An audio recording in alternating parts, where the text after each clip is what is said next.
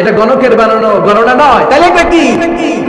এটা কি কি এটা কি পড়ে মুহাম্মদ, যার কণ্ঠের তেলাওয়াত শুনলে মানুষ পাগল হয়ে যায়।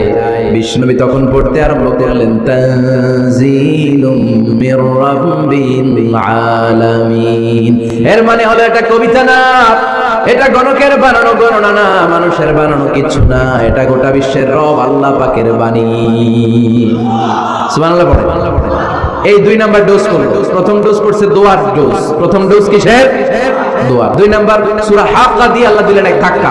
এই সূরা হাক্কার ওই ঘটনার পর ওমর ফারুক তো পাগল পড়া। কি ঘটে গেল আমার সাথে ওই দিন? আমি মনে মনে যা ভাবি সব মোহাম্মদ বুঝে। আল্লাহ 2 নাম্বার ডোজ দিলেন সূরা হাক্কা দিয়ে এক ধাক্কা। সুবহানাল্লাহ পড়েন।